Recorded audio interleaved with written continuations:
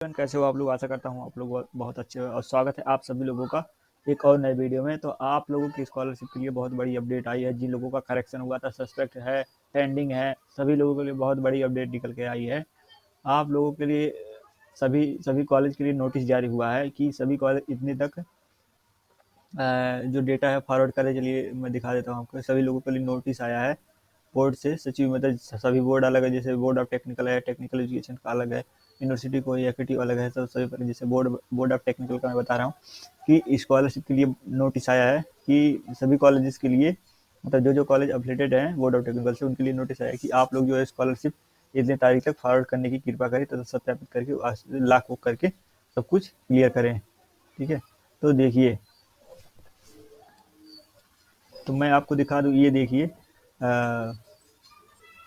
शैक्षिक सन 2024-25 दामोदर छात्रवृत्ति एवं शुल्क प्रतिपूर्ति हेतु त्रुटिपूर्ण आवेदन करने वाली संस्थाओं में त्रुटिपूर्ण अग्रसित मतलब जो त्रुटिपूर्ण अग्रसित छात्र संख्या को सत्यापित कर लाख कराए जाने के संबंध में, मतलब ये जो आपका है ये त्रुटि तथा जो 11 तारीख का नोटिस है, यह है त्रुटि तथा उसको संख्या को सत्यापित कर, मतलब स्कॉलरशिप को सत्यापित करके तथा उसे लाख कराए जाने के संबंध में नोटिस आया है।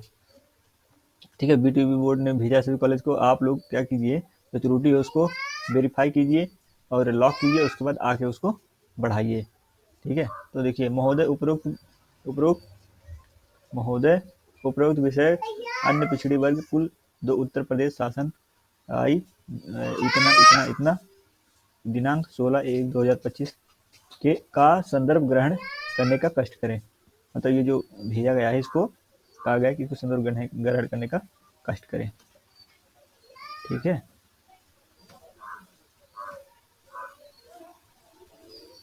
एक बार मैं थोड़ा सा डार्क ले लेता हूँ लाइट। अब देखिए, छोड़कर जो मतलब अन्य पिछड़ी वर्ग और जो भत्ता शुल्क है, योजनाओं के ऑनलाइन आवेदन विवरण संशोधित मतलब तृतीय चरण में समय सारणी निर्गत कराई गई है। ठीक है, छात्रवृत्ति का पोर्टल पर दिनांक 10/2 को सूचित समिति द्वारा छात्रवृत्ति को शुल्क पोर्टल पर अग्रसित तथा परिशिष्ट अनुमोदित सीटों पर संबंधित शिक्षण संसद पर आगे, मतलब आप लोगों का जो है 10/2/2030 को सूची, मतलब वो करेक्शन डेट था 10 तारीख तक, तथा उसे आगे बढ़ाने का डेट ये था। त्रुटिपूर्ण आगे कीजिए तथा उसे लागे, मतलब लॉक कीजिए, और नहीं हो पा रहा है। ठीक है, मतलब बोला है कि आप लोग कर नहीं पा रहे हैं। अतः उपरोक्त संस्थाओं प्रधानाचार्य तथा निर्देशक को निर्देश दिया जाता है। ठीक है, क्या किया जाता है, निर्देशक को निर्देश किया छात्रवृत्ति शुल्क संबंधी जो समस्त अभिलेखों यथा समस्त वर्षों में संबंधता विस्तार को छात्रवृत्ति शुल्क प्रतिपूर्ति संबंधित पोर्टल द्वारा इसको क्या किया, डाटा को लॉक किया जाए तथा नाम स्पष्ट रूप से अंकित हो। ठीक है, और बीटीई इनरोलमेंट डाटा को सत्यापित करें और उसे 15 तारीख तक, अपराह्न 2 बजे तक, 15 तारीख तक। ठीक है, 1 मिनट में इसे डिलीट कर देता हूँ। देखो, आप लोगों को जो बोला है कि 15 तारीख तक, 15/2/2025 की अपराह्न 2 बजे तक जो है परिषद कार्यालय में प्रत्येक दशा में उपस्थित होकर अपनी संस्था में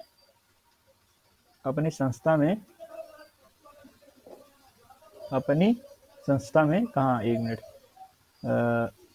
बजे तक सफेद डाटा, यदि नियत दिनांक तथा समय पर कार्यालय उपस्थित होकर उपरोक्त कार्रवाई सुनिश्चित नहीं की जाती है तो आपके संस्था में अग्रसारित छात्र को सत्यापित लाख नहीं किया जाएगा।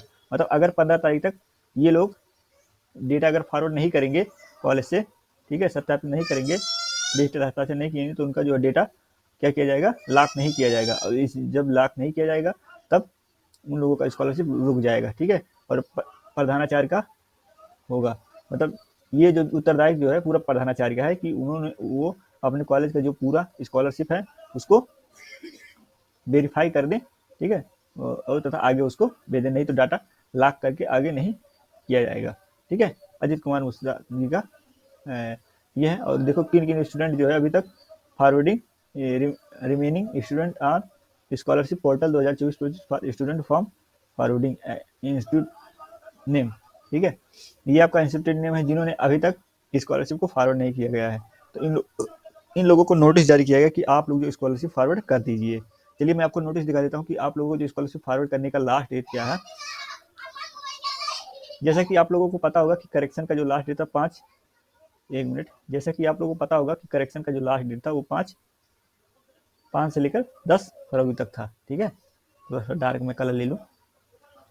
जैसा कि आप लोगों को पता होगा कि आप लोगों को जो करेक्शन का डेट था वो 5 फरवरी से लेकर 10 फरवरी था। ठीक है, और उसके बाद जो सही फॉर्म जो है जमा करने का जो डेट था वो 13 तारीख तक आप लोगों का सही फॉर्म जमा करना था, तथा स्कूटनी जो है एनआईसी स्कूटनी करना, तथा संदेह अगर होगा तो उसे फिर से उसमें सही करना, तथा उसे जनपदीय लॉगिन पर उसको उपस्थित करवाना। ये 14 तारीख से लेकर 18 फरवरी तक था। ठीक है, जो लोग मतलब अभी तक नहीं जमा कर पाए हैं तो उन लोगों को कुछ प्रॉब्लम हो सकती है। ठीक है, जनपदीय द्वारा उसके बाद क्या किया जाएगा, इतने तारीख तक 5 मार्च तक जनपद पर सब मतलब जो फॉरवर्ड किया गया है इन लोगों को, मतलब सभी लोग करेक्शन कर दिए होंगे। उसके बाद उन लोगों का फिर ले जाकर कॉलेज में जमा कर दिए होंगे। उसके बाद फिर वहाँ से फॉरवर्ड किया जाएगा स्कॉलरशिप। ठीक है, उसके बाद जनपद पर आपका जो है डाटा लॉक किया जाएगा, सही है या नहीं। फिर वहाँ से फिर अगर सही रहेगा तो फिर से सही रहेगा तो वेरीफाई कर दिया जाएगा, नहीं तो फिर से वही फिर मतलब किसी प्रकार का प्रॉब्लम एरर उसमें शो कर दिया जाएगा करंट स्टेटस में। तो एक बार जाके आप लोग एक बार फिर से चेक कर लीजिए कि आप लोगों का जो करंट स्टेटस है वो वेरीफाई किया गया है कि नहीं। और 10 मार्च तक आपका जो है मार्कशीट होगा, उसके बाद 20 मार्च तक आप लोगों का पैसा आ जाएगा। ठीक है, और यही आज के लिए इतना ही था। और सभी कॉलेजों के लिए मतलब ये कुछ ऐसे कॉलेजेस होते हैं जो थोड़ा सा लापरवाही करते हैं, जिसकी वजह से स्कॉलरशिप बहुत बच्चों का रुक जाता है। इसलिए बीटीपी बोर्ड ने नोटिस भेजा कि आप लोग अपना जो है, जिन लोगों का अभी इतने कॉलेज हैं, ये बीटीपी बोर्ड से जो इतने अफिलिएटेड कॉलेज हैं जिन्होंने अभी तक स्कॉलरशिप कॉलेज से फॉरवर्ड ही नहीं कराया है। अब बताइए, जब स्कॉलरशिप फॉरवर्ड ही नहीं किया जाएगा तो कहाँ से बच्चों का स्कॉलरशिप आएगा। देखिए, remaining institute of scholarship portal, मतलब इतने स्कूल हैं, इतने कॉलेज हैं बीटीपी बोर्ड से जितने अफिलिएटेड, इन्होंने अभी तक स्कॉलरशिप फॉरवर्ड ही नहीं करवाया है। इसी वजह से बहुत लोगों का स्कॉलरशिप रुक जाता है और आता नहीं है। तो आशा करता हूँ आपको समझ में आया होगा। अगर समझ में आया होगा तो इसे एक बार शेयर जरूर कीजिएगा। और इस वीडियो से जुड़ने के लिए आप सभी लोगों को बहुत बहुत धन्यवाद। और मैं यही इस वीडियो को बंद करता हूँ। तो थैंक्स।